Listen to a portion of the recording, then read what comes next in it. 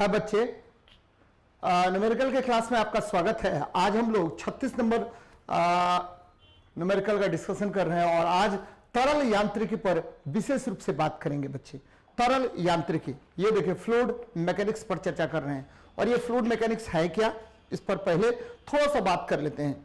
Fluid mechanics generally इसमें हम आपको समुद्री दाब से संबंधित या दाब से संबंधित बातों पर चर्चा करेंगे। यहां देखिए, मेरी बात समझिए, तरल के अंदर दाब, याद रखिएगा, तरल पर दाब क्या होता है? तरल पर दाब जनरली P बराबर क्या होगा? तो रो जी एच होता है। याद रखिएगा, दाब होता क्या है? तो दाब होता है आपको बल बटे क्षेत्रफल, फोर्स अपॉन एरिया होता है। ठीक है, दाब बराबर बल बटे क्षेत्रफल, फोर्स अपॉन एरिया। दाब का मात्रक जो होता है वो न्यूटन पर मीटर स्क्वायर होगा, या इसे हम पास्कल भी कहते हैं। याद रखना है बच्चे, पास्कल भी कहा जाता है। तो ये सब दाब के अलग अलग मात्रक हैं।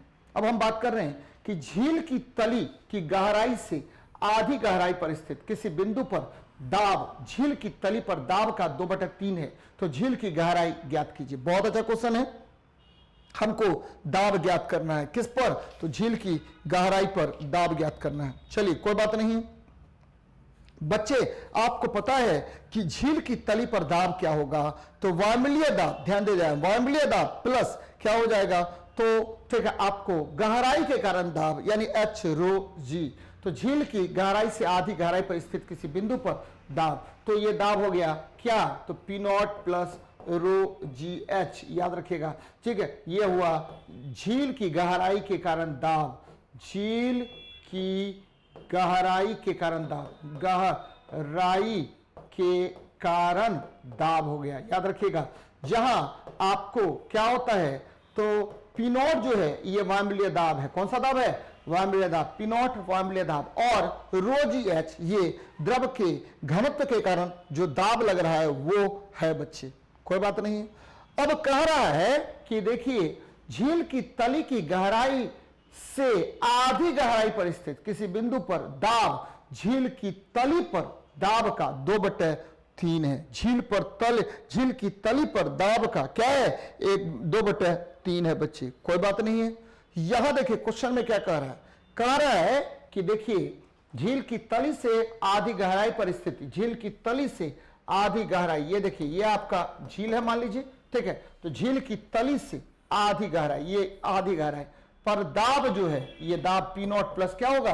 आधी गहराई, तो 1/2, ठीक है, आपको रो जी एच हो गया बच्चे। 1/2 रो जी एच, ये आधी गहराई पर दाब हो जाएगा, जहां पी नॉट क्या हो गया? वायुमंडलीय दाब हो गया। कोई बात नहीं, ठीक है, 1/2 रो जी एच हो गया। कोई बात नहीं। अब कह रहा है, ठीक है, कि दाब, किसी बिंदु पर दाब, तली पर दाब का, तली पर दाब कितना है? तो तली पर दाब है पी नॉट प्लस क्या?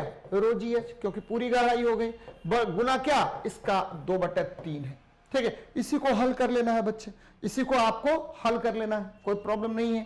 ठीक है, इसको हल कर लेना है। तो हल कर लेंगे तो क्या हो जाएगा? तो देख लीजिए, ठीक है, तो रो दोनों तरफ है, तो ऐसा करते हैं, रो खत्म ही हो गया, और ये क्या आ जाएगा? पी नॉट प्लस, ठीक है, आपको रो जी एच/2, ठीक है, रो खत्म कर दीजिए, दोनों तरफ रो है, ठीक है। तो जल का घनत्व कितना होता है? 1 ग्राम पर सेंटीमीटर क्यूब होता है, तो खत्म कर देते हैं, तो GH/2 कर लीजिए, बराबर क्या हो जाएगा? तो ये देखिए 2/3 पी नॉट, ठीक है, प्लस आपको रो तो एक ही हो गया, ठीक है, तो GH, तो 2/3 इंटू क्या हुआ? GH आ गया बच्चे। कोई प्रॉब्लम नहीं है। अब क्या करेंगे? तो इसको इधर कर दीजिए, उसको उधर कर दीजिए, निकाल लीजिए। तो जब हम सॉल्व आउट करेंगे इस प्रॉब्लम को, तो क्या आ जाएगा आंसर आपको बच्चे? तो आंसर आ जाएगा 20 मीटर। कैसे निकालेंगे? 20 मीटर। देखिए कैसे निकलेगा आपको, चलिए करके देखते हैं हम लोग।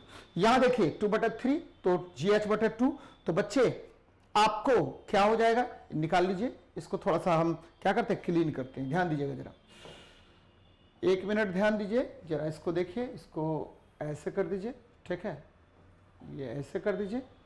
चलिए अब देखिए, इसको सॉल्व आउट करते हैं बच्चे। यहां से निकालिए, यहां देख लीजिए क्या आ जाएगा। तो पी नॉट को उधर खिसका देते हैं, तो 2/3, ठीक है, माइनस पी नॉट, या 2/3 पी नॉट माइनस क्या कर दीजिए? 2/3 पी नॉट। कोई प्रॉब्लम नहीं है, बराबर क्या हो जाएगा बच्चे? ये बराबर हो जाएगा कितना? तो निकाल लीजिए, ठीक है। उसको इधर कर दिया है, इसको इधर कर देते हैं, 2/3 GH माइनस, ठीक है, आपको GH/2। चलिए, तो ये देखिए 3P0 माइनस 2P0 बटा क्या हुआ 3 हो गया, बराबर कितना हो जाएगा, तो 3 दूनी 6, 6 LCM हो जाएगा, और 3 दूनी 6, 2 दूनी 4 GH माइनस 2 तिया 6 3 GH। कोई प्रॉब्लम नहीं है। अब देखिए क्या आपको निकल गया, तो ये निकल गया कितना निकल जाएगा, तो यहां से निकल गया P0/3 बराबर, ये देखिए तो 4, तो GH बटा कितना हो गया 6 आ गया बच्चे। चलिए अब इसको मल्टीप्लाई कर दीजिए, ठीक है, उधर, और आपको निकल जाएगा, तो H बराबर P0, ठीक है, H बराबर P0 वार्मूले दाब हो गया, और P0 गुना कितना 6 अब बटे कितना G निकाल लीजिए। अब G का मान, तो गहराई निकाल लेते हैं, झील की गहराई क्या होगी, तो P0 का वैल्यू कितना होता है, वार्मूले दाब 10⁵ न्यूटन पर मीटर स्क्वायर होता है, गुना, ठीक है, कर दीजिए 6 अब बटे 10, तो बच्चे इसको गुना भागा कर लेंगे, तो ये एग्जैक्ट वैल्यू आ जाएगा कितना, तो बच्चे ये आ जाएगा लगभग 20 मीटर। कितना आएगा, तो 20 मीटर आ जाएगा। तो रो GH भी करना पड़ेगा, तो घन तो हमने वहां पर कर दिया था ये, तो यहाँ 10⁻³ कर दीजिए, ठीक है, तो गुना कर दीजिए, गुना भागा कर लीजिए, तो ये आ जाएगा कितना, तो बच्चे 3, और ये 3 पहले से है यहाँ पर, ठीक है, तो 3 दूनी 6, तो आ जाएगा कितना, तो ये 20 मीटर आ जाएगा। आंसर होगा कितना, तो 20 मीटर हो जाएगा। एकदम ध्यान में रखिएगा,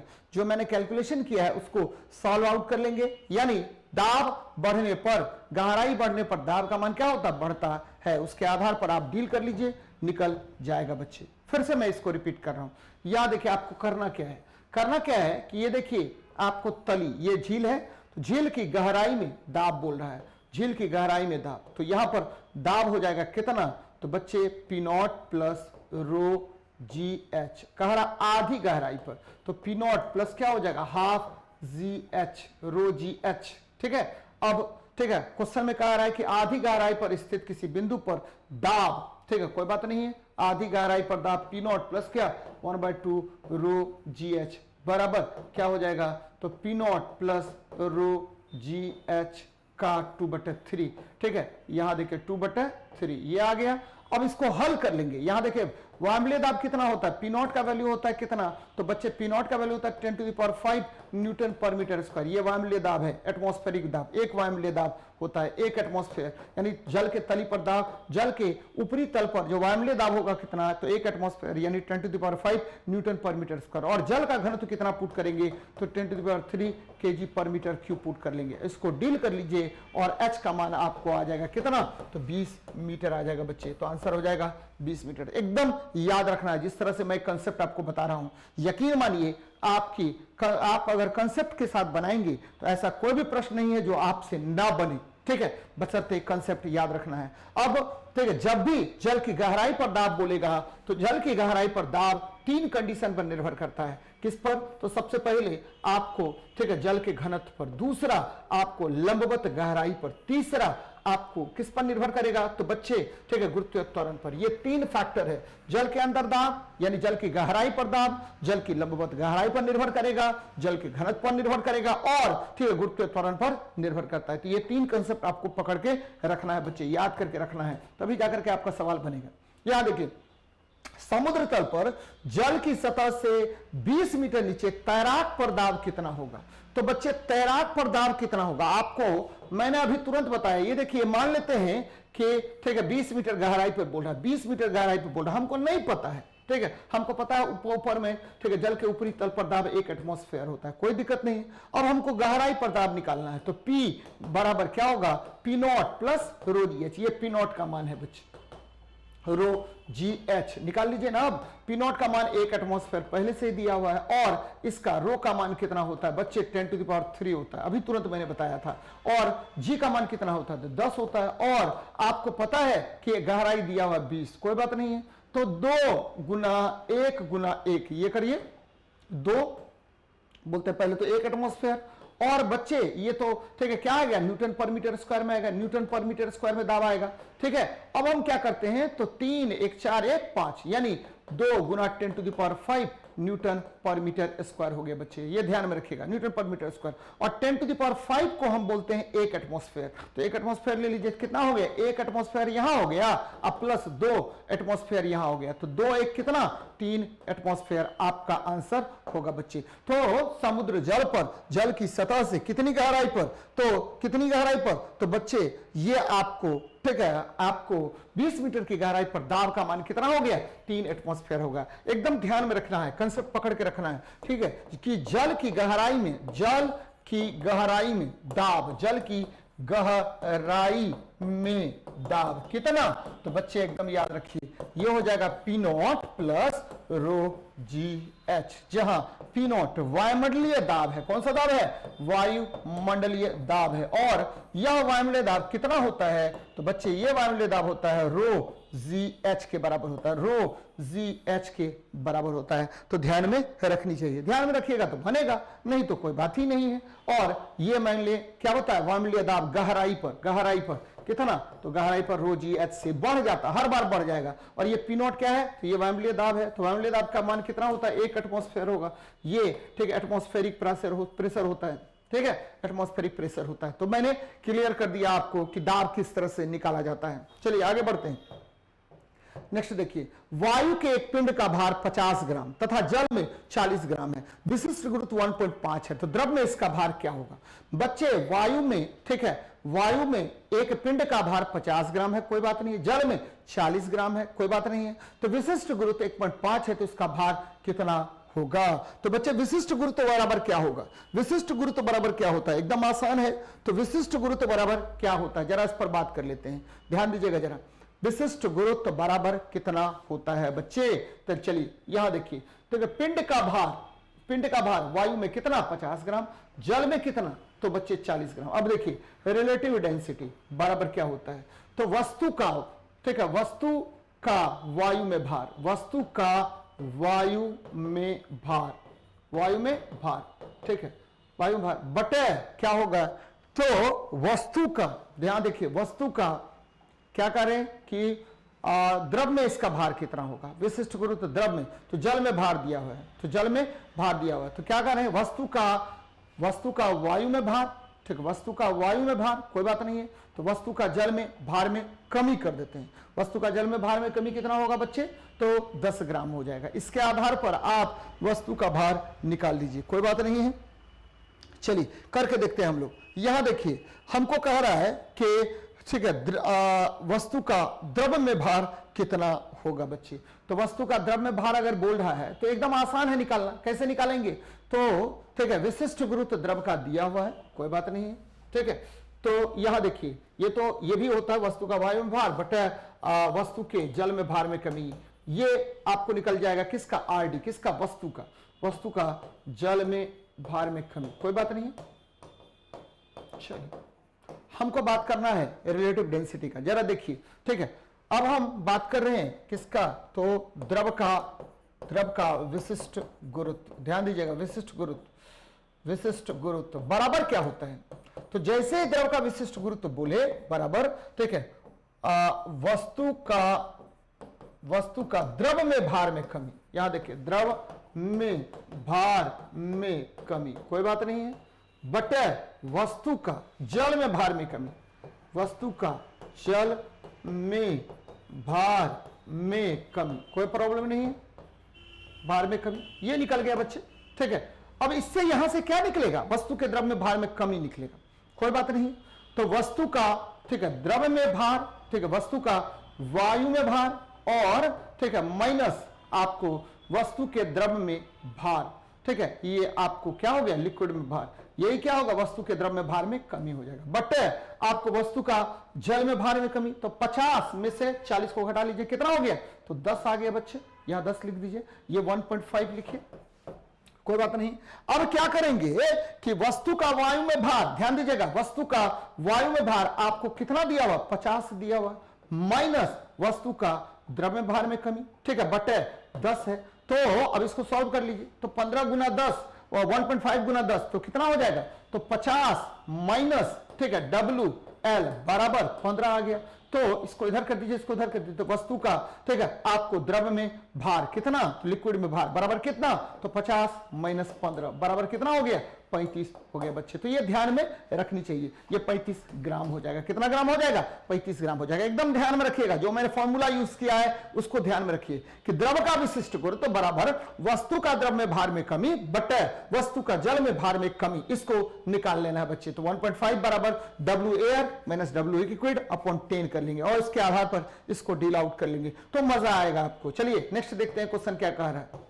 यहां देखिए, यदि वार्मडे दाब PA हो, कोई बात नहीं है, जब तब घनत्व रो के द्रव की मुक्त पृष्ठ से H गहराई पर दाब क्या होगा। मैंने आपको क्लियर किया है कि देखिए जैसे जैसे, ठीक है, ये वार्मडे दाब हो गया, PA बोल रहा है, जैसे जैसे गहराई में बढ़ेंगे तो क्या होगा, द्रव का दाब जो है रो GH से यह बढ़ता जाता है, रो GH से बढ़ता जाता है। यानी द्रव के अंदर, ठीक है, द्रव के अंदर गहराई पर, द्रव के अंदर गहराई पर दाब, अंदर गहराई पर दाब क्या होगा बच्चे, तो दाब ये हो जाएगा P बराबर क्या हो जाएगा, तो PA प्लस रो GH हो जाएगा, PA प्लस रो GH हो जाएगा। यानी द्रव के अंदर गहराई पर दाब P बराबर PA प्लस रो GH हो जाएगा, जहां PA आपको क्या है, द्रव के ऊपरी तल पर दाब, और यह किस पर, आपको रो GH से यह बढ़ता जाएगा।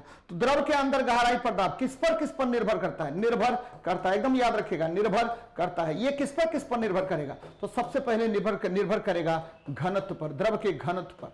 दूसरा निर्भर करेगा लंबवत गहराई पर, लंबवत गहराई पर। और तीसरा निर्भर करेगा बच्चे, याद रखिएगा, लंबवत गहराई पर तीसरा निर्भर करेगा, ठीक है, आपको गुरुत्वीय त्वरण पर। ये 3 कारकों पर, 3 फैक्टर्स पर निर्भर करता है। तो आंसर क्या हो जाएगा, PA प्लस रो GH, PA प्लस रो GH, PA प्लस रो GH हो जाएगा। एकदम ध्यान में रखिएगा।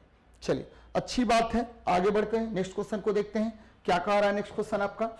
चलिए बच्चे यहां देखिए, बर्फ का एक टुकड़ा जिसका घनत्व 900 kg पर मीटर क्यूब है, कोई बात नहीं है, ठीक है, पानी घनत्व योजना में तैर रहा है, तो बर्फ के टुकड़े का कितना प्रतिशत आयतन पानी के ऊपर रहेगा। देखिए पानी के अंदर भाग, ध्यान दीजिएगा, पानी के अंदर भाग या द्रव के अंदर भाग, पानी या द्रव के अंदर भाग, पानी या द्रव के अंदर भाग, द्रव के अंदर भाग कितना भाग होगा बच्चे, अंदर भाग बराबर क्या हो जाएगा, तो बच्चे ये हो जाता है, ध्यान में रखिएगा, पानी या द्रव के अंदर भाग, ठीक है, वस्तु का ये दोनों का वस्तु का कितना हो जाएगा, तो यहां पर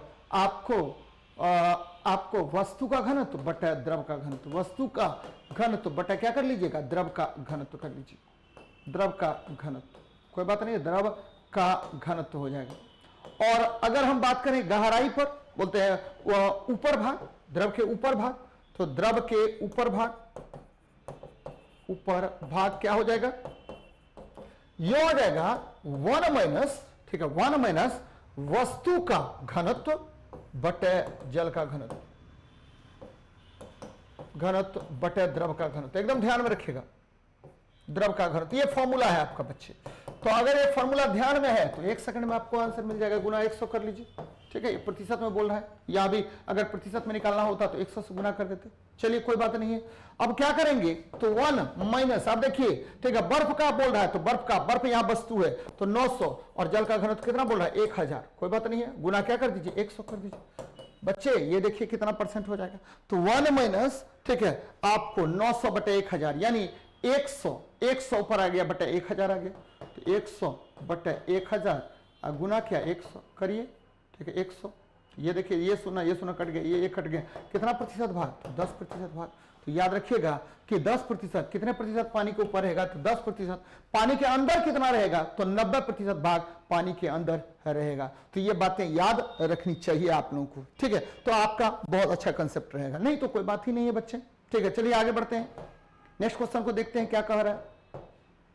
120 केजी द्रव्यमान के लकड़ी के ब्लॉक को पानी में डुबोने के लिए इस पर रखे जा सकने वाले भार का मान क्या होना चाहिए। लकड़ी का घनत्व कितना है, तो बच्चे 200 केजी पर मीटर क्यूब है, कोई बात नहीं है।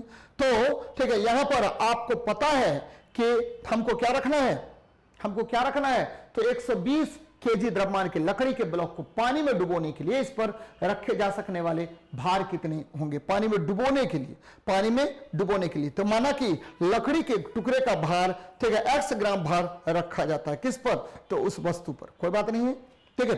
100 ग्राम वस्तु को बोलते हैं, 100 ग्राम वस्तु का भार रखा जाता है। कोई बात नहीं है बच्चे, क्या बोल रहे हैं हम? ठीक है, कि माना कि ये मान लीजिए लकड़ी है, ये देखिए ये जल है और ये 120 केजी के द्रव्यमान का लकड़ी का ब्लॉक है। इस पर मान लीजिए x द्रव्यमान का रखेंगे तो यह क्या होगा? पूर्णतः पानी में डूब जाएगा। तो माना कि x ग्राम का गुटखा, ठीक है, लकड़ी पर रखते हैं। लकड़ी के ब्लॉक को पानी में डुबोने के लिए इस पर रखे जाने भार का मान क्या होता है? भार, माना कि x ग्राम भार रखा जाता है, x ग्राम भार, ठीक है, और लकड़ी के गुटके पर रखते हैं, लकड़ी के गुटके पर रखते हैं। एकदम ध्यान में रखिएगा, गुटके पर रखते हैं, कोई प्रॉब्लम नहीं है। चलिए आगे बढ़ते हैं। कितना ग्राम भार रख रहे हैं? तो x ग्राम भार लकड़ी के गुटके पर रख रहे हैं, कोई प्रॉब्लम नहीं। अब देखिए कितना पहले से है? तो 120 केजी, 120 केजी। अब देखिए भार बराबर कितना हो जाएगा? तो भार बराबर 120, आप प्लस क्या कर दीजिए x गुना जी एम जी है ना बच्चे, 10 ये न्यूटन। इतना भार हम रख रहे हैं, ठीक है, इतना भार हो जाएगा। लकड़ी के गुटके का कुल भार कितना? तो 120 प्लस x गुना क्या हो गया? जी हो गया बच्चे। जी यहां क्या है? तो ये न्यूटन। तो हटाए गए द्रव का भार निकालिए, हटाए गए द्रव का भार क्या हो जाएगा? तो v गुना तो सिग्मा गुना क्या करते हैं? जी करते हैं बच्चे, ठीक है। इस भार द्वारा हटाए गए द्रव का भार, इस गुटके द्वारा, ठीक है, गुटके द्वारा हटाए गए जल का भार, गुटके द्वारा हटाए गए जल का भार, हटाए गए जल का भार, ध्यान दीजिएगा, जल का भार जैसे ही पानी में जाएगा तो ये भार को हटाएगा। कितना भार हटाएगा बाबू? तो भार हटाएगा कितना? तो भी और आपको रो और क्या? जी। अब देखिए लकड़ी का कितना है? तो 100 बोलते 600 केजी पर मीटर क्यूब है आपको, किसका? तो ये द्रव्यमान है कितना? 600 केजी पर मीटर क्यूब है। तो बच्चे, ठीक है, 120 इसका निकाल लीजिए, आपको क्या निकाल लीजिए? आयतन निकाल लीजिए। तो क्या करेंगे? घनत्व बराबर द्रव्यमान बटा आयतन होता है, तो आयतन बराबर क्या होगा? तो ये हो जाएगा 120 यानी, ठीक है, बटे क्या हो जाएगा आपको? 600 काट दीजिए, ठीक है। ये देखिए सुना, ये शून्य और 6 दूनी 12 यानी 0.2 मीटर क्यूब आ जाएगा, 0.2 मीटर क्यूब आ जाएगा, कोई बात नहीं, ठीक है। तो ये आयतन हो गया गुटका का आयतन हो गया कितना? तो 0.2 मीटर क्यूब गुना रो, तो ये जल है 10⁻³ और गुना ये 10 कर लीजिए, कितना आ जाएगा ये बच्चे? तो ये देखिए, तो 2 हो गया, 2 गुना 10⁻³, 2 गुना 10⁻³, 2 इंटू 10⁻³, ठीक है। ये हटाए गए द्रव का भार, ये न्यूटन में आ गया, 2 इंटू 10⁻³ न्यूटन आ जाएगा। और यही किसके बराबर होगा? यही किसके बराबर होगा? तो बच्चे ये वस्तु के भार के बराबर, तभी तैरेगा, यानी, ठीक है, भार बराबर विस्थापित द्रव का भार, विस्थापित द्रव का भार, कोई बात नहीं है। चलिए निकालिए बच्चे, भार आपको पता है कितना है वस्तु का भार? तो 120 प्लस x गुना 10, चलिए करते हैं, 120 प्लस x गुना क्या? 10 बच्चे, बराबर कितना? 2 इंटू 10⁻³ बच्चे। ये देखिए ये, ठीक है, आपको 10 इधर से काट दीजिए, यहाँ 10⁻² बचा, यानी 200 आपको आ गया, 200 आ गया। तो 120 प्लस x बराबर क्या? 200। तो x का मान कितना आ जाएगा? 80 केजी, यानी 80 केजी की वस्तु को इस पर रखना पड़ेगा, तभी जाकर के आपको वस्तु डूबकर तैरेगा बच्चे। क्या करके? डूबकर तैरेगा। एकदम आसान है, ठीक है, कि वस्तु का यानी लकड़ी प्लस गुटका जो उस पर रखे हैं भार, लकड़ी प्लस, ठीक है, वस्तु का भार बराबर हटाए गए द्रव का भार हो रहा है, तब जाकर के वस्तु तैर रहा है। तो यानी जितना भी सवाल आपका है वह लाजवाब है, एक पर एक सवाल है बच्चे, सभी सवाल आपके लिए बहुत बहुत महत्वपूर्ण है। तो ध्यान में रखिएगा। देखिए यही बात आपको मैं बार बार बता रहा हूं कि आपको किस तरह से डील करना है क्वेश्चंस को। चलिए देखते हैं नेक्स्ट क्वेश्चन। कह रहा 44 ग्राम वेट भार और 1.2 विशिष्ट गुरुत्व के द्रव में एक वस्तु को पूर्णतः डुबोया जाता है। कोई बात नहीं, समान वस्तु को 50 ग्राम वेट भार के जल में डुबोया जाता है तो वस्तु का द्रव्यमान होगा बच्चे, कोई बात नहीं है। यहां देख लीजिए क्या कह रहा है कि देखिए जब आप क्या कर रहे हैं कि जब आप किसी वस्तु को डुबो रहे हैं, किसमें? ठीक है, वस्तु का भार गुना हटाए गए द्रव का भार, ध्यान दीजिएगा, ठीक है, वस्तु का भार कितना है, तो 44 ग्राम वेट है। वस्तु का भार कितना हो जाएगा बच्चे, तो मान लेते हैं वस्तु का भार कितना है, तो mg है, माइनस आपको क्या कह रहा है, तो ठीक है, माइनस आपको क्या कह रहा है, यहां ध्यान दीजिएगा, माइनस आपका कह रहा है, मान लेते हैं कि वस्तु का घनत्व कितना, तो रो, ठीक है, और रो इंटू जी, तो रो इंटू क्या हो जाएगा, यहां देखिए रो भी जी, ये ना होता है रो भी जी, ठीक, कोई बात नहीं है, ये भार हो गया, बराबर कितना दिया हुआ, 44 ग्राम वेट दिया हुआ, कोई बात नहीं, ठीक है, कोई बात नहीं है। अब कह रहा है कि समान वस्तु को 50 ग्राम वेट भार के जल में डुबाया जाता है, तो जल में डुबो दीजिए, ठीक है। तो यहां देखिए इसको हल कर लेते हैं, mg माइनस यहां पर 1.2 बोल रहा है, 1.2 गुना भी रहने दीजिए, जी रहने दीजिए, बराबर 44 इसको ग्राम वेट, ये देखिए ये पहला नंबर, समान वस्तु को 50 ग्राम वेट भार के जल में डुबाया जाता है, तो कोई बात नहीं है, mg माइनस जल में डुबाया जाता है, तो जल का घनत्व तो 1 है, गुना फिर भी इंटू जी होगा, बराबर कितना, 50 ग्राम वेट दिया हुआ है। बच्चे ये दूसरा इक्वेशन हो गया, ये क्या हो गया, दूसरा इक्वेशन हो गया। तो दोनों को डील कर लेते हैं, क्या होगा, तो यहां देखिए 1.2 VG और नीचे में क्या है 1 VG, तो दोनों को डील कर लीजिए, तो दोनों को डील कर लीजिए, दोनों से आपको आंसर निकल जाएगा, कितना निकलेगा, तो यहां देखिए 1.2 VG, तो यहां देखिए क्या हो जाएगा, m का मान निकालना है बच्चे, तो 1.2 v इंटू जी, 1.2 v इंटू जी, तो ये देखिए vg, तो बराबर ये हो जाएगा mg माइनस क्या करेंगे बच्चे, तो vg बराबर 40g, ठीक है 40g, इसको vg को इस साइड कर देते हैं, vg का वैल्यू कितना आ जाएगा, vg बराबर हो जाएगा 40g, और ठीक है इसको vg को इस साइड कर दिए हैं 40, vg को इस साइड कर दिया, तो mg माइनस क्या हो गया, आपको vg हो गया, ठीक है बच्चे, तो इसमें पुट करके निकाल लेंगे, तो m का मान लगभग आएगा कितना, तो द्रव्यमान का मान आ जाएगा आपको 40 ग्राम, कितना ग्राम, तो द्रव्यमान का मान लगभग आपको 80 ग्राम के आसपास आएगा, 80 ग्राम के आसपास आएगा, 80 जी आ जाएगा, तो ये आंसर 80 जी हो जाएगा। तो दो इक्वेशन मैंने बना दिया है, mg माइनस 1.2 vg बराबर 44 ग्राम वेट दिया हुआ है, mg माइनस 1 इंटू vg बराबर 40 अब बोलते 50 ग्राम वेट दिया हुआ है, दोनों को डील कर लीजिए और इससे इक्वेशन का आंसर आ जाएगा 80 जी आ जाएगा, याद रखिएगा इसको। चलिए हम आगे बढ़ रहे हैं, नेक्स्ट क्वेश्चन को देखते हैं क्या कह रहा है। समान पदार्थ के दो गोले जिनकी त्रिज्या r तथा 3r है, घनत्व सिग्मा के द्रव से ऊर्ध्वाधर नीचे की ओर गिराए जाते हैं, उनकी सीमांत वेगों का अनुपात क्या होगा बच्चे, तो सीमांत वेग क्या होता है, जरा ध्यान दीजिएगा, सीमांत वेग क्या होता है।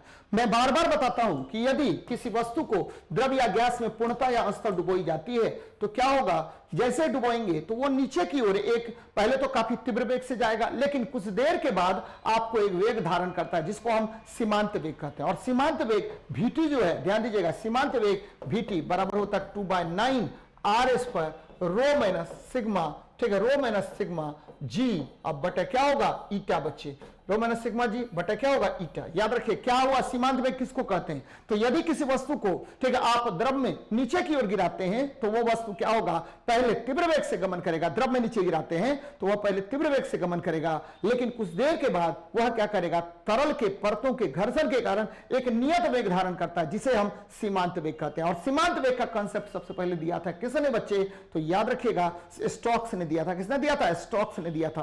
और सीमांत वेग वर्षा की बूंदों का नीचे गिरना सीमांत वेग पर आधारित है, पैराशूट से कूदना सीमांत वेग का पर आधारित है। यदि ठीक है आपको क्या कीजिए, जल से भरा हुआ पात्र है, उसमें एक गेंद, लोहे का गेंद डाल दीजिए, तो लोहे का गेंद कौन सा वेग से नीचे जाएगा, तो सीमांत वेग से जाएगा। पहले वस्तु तीव्र वेग से, लेकिन तरल के परतों के घर्षण के कारण वह एक नियत वेग धारण करता है जिसे हम सीमांत वेग कहते हैं। तो याद रखिएगा बच्चे, vt बराबर क्या होगा, सीमांत वेग है। तो सीमांत वेग किसका समानुपाती होता है, सीमांत वेग आपको समानुपाती होगा त्रिज्या के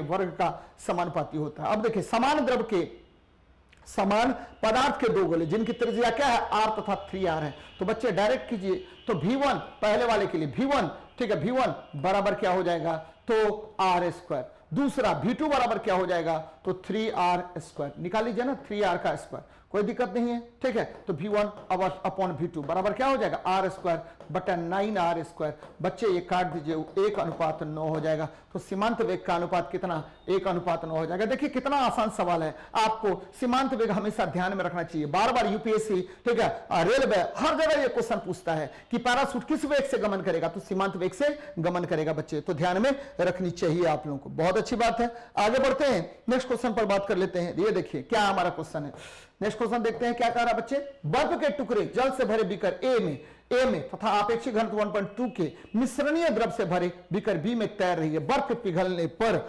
बच्चे जैसे ही बर्फ पिघलेगा, ध्यान दीजिएगा, जैसे ही बर्फ पिघलेगा तो आपको पता है क्या होगा। तो जैसे ही बर्फ पिघलेगा तो कोई भी, ठीक है, यह द्रव का तल वहीं का वहीं बना हुआ रहेगा। द्रव का तल न तो बढ़ेगा, बर्फ के टुकड़े जल से भरे बीकर ए में तथा आपेक्षिक घनत्व 1/2 मिश्रणीय द्रव से भरी बीकर बी में तैर रहा है। बर्फ पिघलने पर ए में जल का तल बढ़ेगा, नहीं बच्चे, ए में जल का तल नहीं बढ़ेगा, क्योंकि ठीक है वह अपने बराबर विस्थापित द्रव का ये करेगा, तो इसलिए उसमें नहीं बढ़ेगा। बी में द्रव का तल बढ़ेगा, क्योंकि यहां देखिए ये क्या हो रहा है, आपेक्षिक घनत्व 1.2 है, जबकि आपको पता है कि जल का आपेक्षिक घनत्व कितना होता है, तो 1 होता है। जल का आपेक्षिक घनत्व क्या होता है, 1 होता है। यहां देख लीजिए, आपको एकदम ध्यान में रखना चाहिए कि ठीक है आपेक्षिक घनत्व जो है, जल का आपेक्षिक घनत्व कितना होता है, तो 1 ग्राम पर सेंटीमीटर क्यूब है। जबकि आपको जो मिश्रणीय द्रव है, ठीक है, जिसमें हम आपको डाल रहे हैं, तो उसका कितना हो गया बच्चे, तो ध्यान दीजिएगा, जरा मेरी बात समझिएगा।